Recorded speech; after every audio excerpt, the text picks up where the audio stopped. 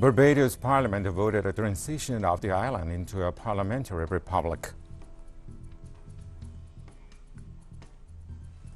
The Chinese celebrated the 72nd anniversary of the founding of the People's Republic of China.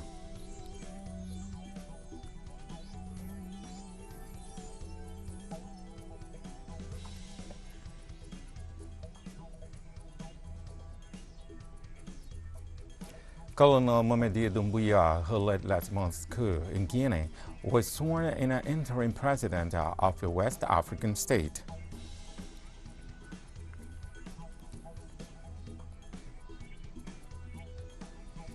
From the headquarters of Telesur English in Havana, Cuba, this is From the South. I'm Ray Gomez. We've been in Barbados, where the parliament voted the transition of the island into a parliamentary republic.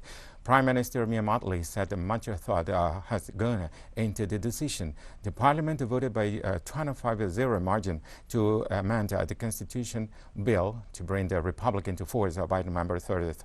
Barbados' top diplomatic told legislators that her administration was not rushing into republicanism and that talks regarding the transition began more than 2 decades ago. The amendment makes a provision for a Barbadian to be a head of state, change the oath of alliance from that to Her Majesty to now the state of Barbados, and to ensure continuity in all of the other aspects of the functioning of the state through offices, appointments, and commissions.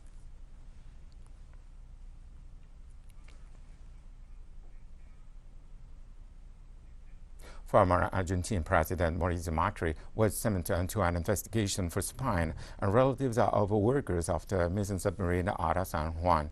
Macri was summoned by Judge Martin Bava to appear on October 7 for having given the order and made possible the carrying out of a systematic illegal intelligence task on the relatives of the crew members. The magistrate also prosecuted the former directors of the Federal Intelligence Agency during the Macri administration for carrying out illegal tasks on those who sought to know the whereabouts of the crew members of the Argentine Navy submarine.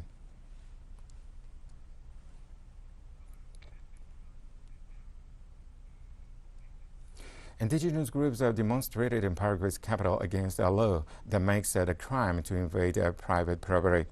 The protest escalated into violence that authorities said saw 7 police officers injured, 4 cars set on fire, and other acts of vandalism.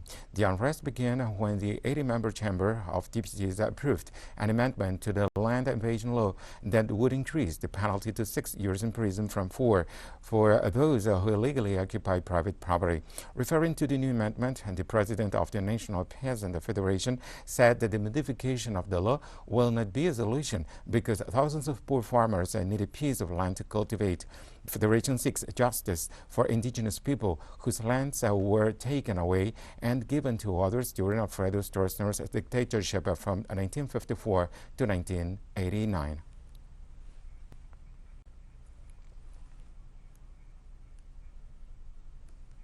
In this context, indigenous organizations carried out a road blockade in Curuwatu to demand the withdrawal of the bill that intends to penalize farmers' rights to cultivate their lands.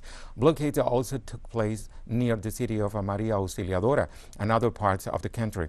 Farmers and indigenous people are demanding the recovery of lands illegally obtained by the Paraguayan and Brazilian oligarchies.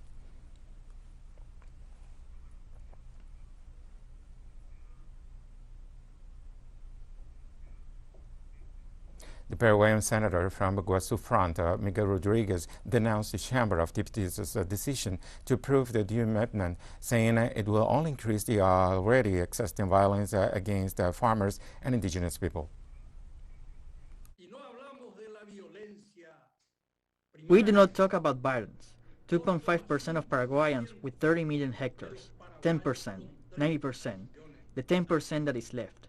In 90% of landowners, violence that 150,000 indigenous people, the former owners of the 40 million hectares of Paraguay, today have 1 million hectares. Violence that 300,000 farmers or families are without a square meter.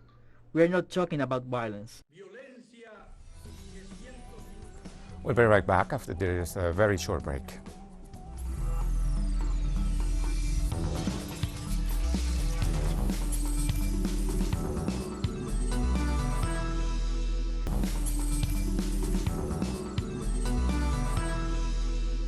Welcome back. Chinese people celebrate the 72nd anniversary of the founding of the People's Republic of China. Over the past 72 years, China has grown from a poor and backward country to the world's second largest economy. The Asian giant accomplished two miracles of rapid economic development and long-term social stability. In 2021, the nation completed the building of a moderately prosperous society in all aspects and brought about the historic resolution to the problem of absolute poverty. China has also taken the lead in increasing green coverage over the past 2 decades, contributing some 25% to the world's total. Pursuing an independent foreign policy of peace, China had actively promoted the Belt and Road Initiative to provide new opportunities to the world.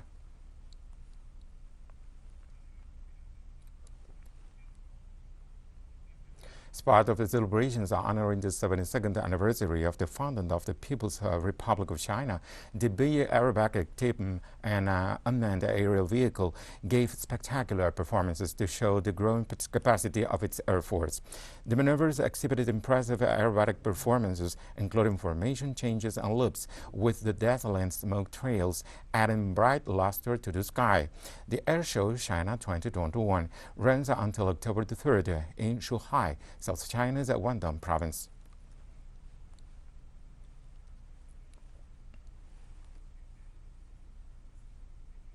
Many ordinary people in China expressed their love for the country ahead of the week-long National Day holiday starting from October the 1st. They said that the country's rapid development has brought them tangible benefits. We can feel a change in the direction of our country's policies from simply pursuing GDP and economic growth to paying more attention to people's livelihood and enhancing people's sense of happiness, including solving social issues concerning education and housing. Our country has become increasingly stronger and people earn more money now. We are in our 50s and 60s. The economy and all aspects of life are good. We have a variety of choices in terms of clothing and entertainment activities. The biggest change for me is the transport and the internet. Many of my relatives live in Chengdu City of Sichuan province. It usually took me about half a day to drive there from Zhongguan if the traffic was smooth. But after the high-speed rail opened, it takes only 1 hour now. Gladys Berejiklian, Premier of Australia's biggest state economy, New South Wales, resigned on Friday after a corruption investigation finds she has breached public trust. The Dependent Commission Against Corruption announced an investigation into whether the New South Wales top diplomat breached public trust when she awarded the grants to several community organizations between 2012 and 2018. The Prime Minister's shock resignation came as a state which has an economy larger than Singapore, Thailand, or Malaysia, battles the biggest COVID-19 outbreak in the country and is prepared to begin ending months-long lockdowns as Australia sets to reopen our national borders in November.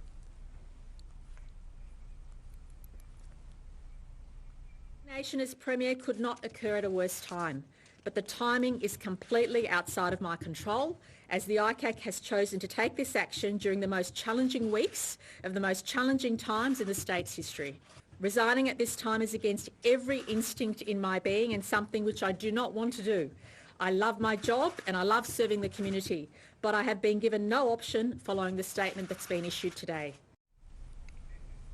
President Joe Biden signed Thursday the temporary budget bill to avoid a partial government shutdown. The U.S. President signed the bill into law just hours before the deadline on October 1st when the new fiscal year begins. The so-called Government Funding Extension and Emergency Assistance Delivery Act provides fiscal year 2022 appropriations to federal agencies through December 3rd, 2021 for continuing federal government projects and activities. Hours earlier, the U.S. Senate voted in favor of the bill, and later the House of Representatives did the same to keep the current executive in full operation until that date.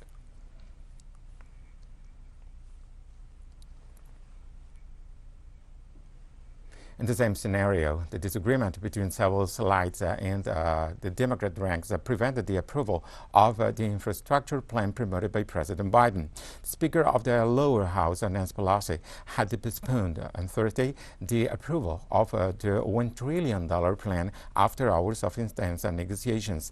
The economic agenda being promoted by the executive has two parts, one related to infrastructure and the other to the expansion of social programs, the fight against the climate crisis, and the increase in taxes for large companies. The sector led by Senator Bernie Sanders warned that if the two initiatives were not promoted at the same time, they would oppose the first.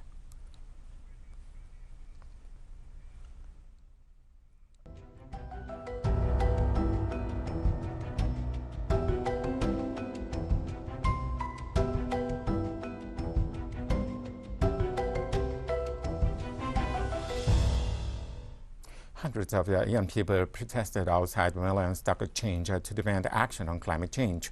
The Italian city witnessed a peaceful demonstration where hundreds of young people gathered to protest against the inaction of political leaders. The pre-COP26 conference is currently being held in Milan from September 30th to October the 2nd.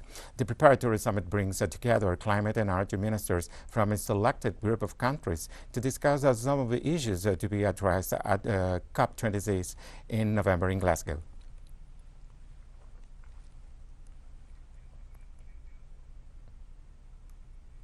And the erupting Cumbrevieja volcano in the Spanish island of La Palma blew up in another fissure on its hillside on Friday, as authorities have recorded 8 new earthquakes up to magnitude 3.5. The new fissure in the third to crack open since the Cumbrevieja erupted on September 19th. Prompt evacuations of more than 6,000 people avoided casualties. Authorities were waiting to see whether lava from the new fissure would join the main flow that has reached the sea. Officials have been monitoring air quality along the shoreline where the molten rock meets the Atlantic Ocean. La Palma's government said sulfur dioxide levels in the area rose but did not represent a health threat.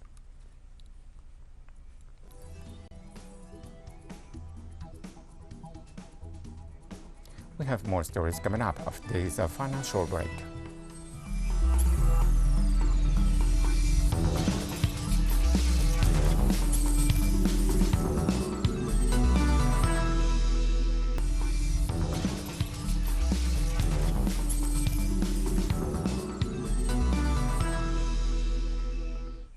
Welcome back. Colonel Mamadi Doumbouya, who led last month's coup in Guinea, was sworn in an interim president of the West African state on Friday for a transition period of unspecified length. The ceremony was carried out by Supreme Court head Mamadou Sylla at the Mohammed V Palace in the capital Conakry.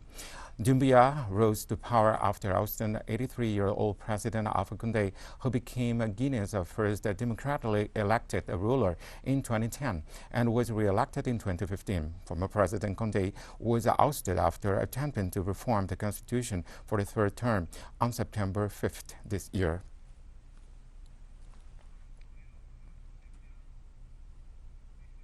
The United Nations condemned Ethiopia's decision to expel 7 senior UN officials, expressing concern for 5.2 million people in the Tigray region who need urgent assistance as malnutrition rises. According to Ethiopia's foreign ministry, the 7 officials have been declared persona non grata for meddling in the internal affairs of the nation. Statement by the Secretary General on Ethiopia. I was shocked by the information that the government of Ethiopia has declared 7 UN officials, including senior UN humanitarian officials, as persona non grata.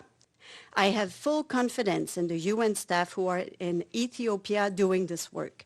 The UN is committed to helping Ethiopian people who rely on humanitarian assistance. We are now engaging with the government of Ethiopia in the expectation that the concerned UN staff will be allowed to continue their important work. Malawi's former Vice President Clement Chiweya committed suicide in the country's parliament after attending a meeting to discuss the vehicle benefits he was entitled to when he left office in 2019. Police spokesman James Kadadzera confirmed the incident but declined to give details until he received a full report from investigators. Kadazera reported that the incident was related to the former vice president of Malawi's frustration over the implementation of his conditions of service. The parliamentary statement appeared to suggest that the former vice president, who is mortally disabled, had taken a gun into the high security building to shoot himself. Clement Chiwea brought his official vehicle at the end of his 5-year term in 2019, as provided for in his contract, but had sought to have Parliament pay for damages caused in an accident that occurred 6 months later. The facts are still under investigation.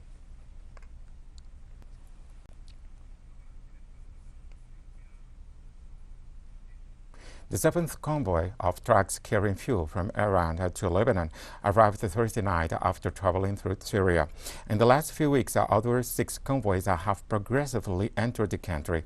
The fuel is destined to Lebanon's Islamic Resistance Movement.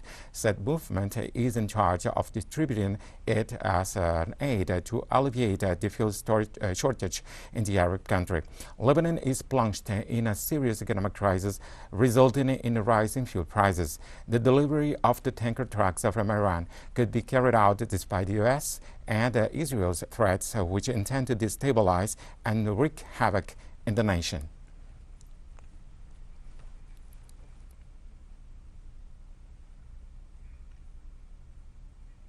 The first World Fair to be held in the Middle East, Expo 2020 Dubai, opened on Thursday with a lavish ceremony of fireworks, music, and messaging about the power of global collaboration for a more sustainable future.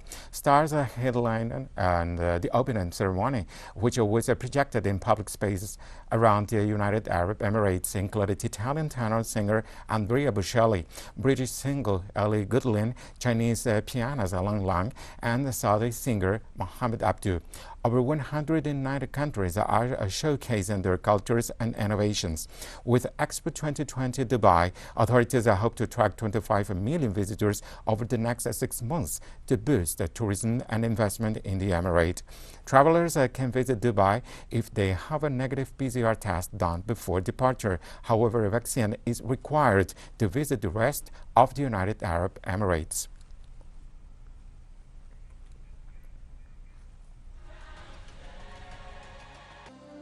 أهلا بكم. Welcome. Bienvenue. Добро пожаловать.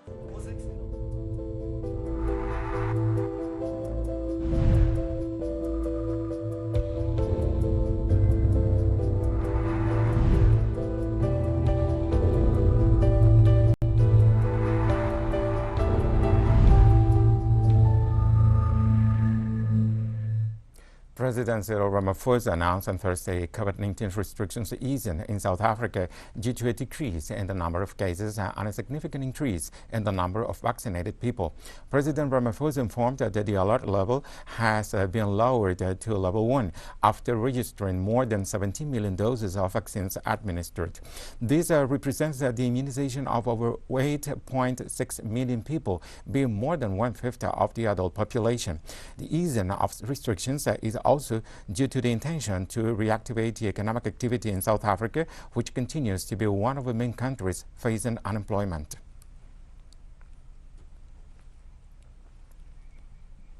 Half a billion vaccine doses have been administered worldwide so far.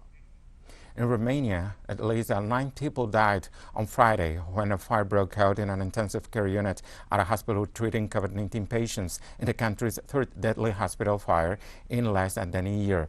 Interim Health Minister Shikia Achala said 113 patients were in the hospital at the time of the fire, including 10 in the intensive care units. Firefighters extinguished the blaze at the hospital in the eastern city of Constanta at around 8 a.m. local time, having brought in additional teams from nearby countries. In February, a fire killed 4 patients at a COVID-19 hospital in the capital Bucharest. Last November, 10 people died in an intensive care unit at the Patrianimt country hospital.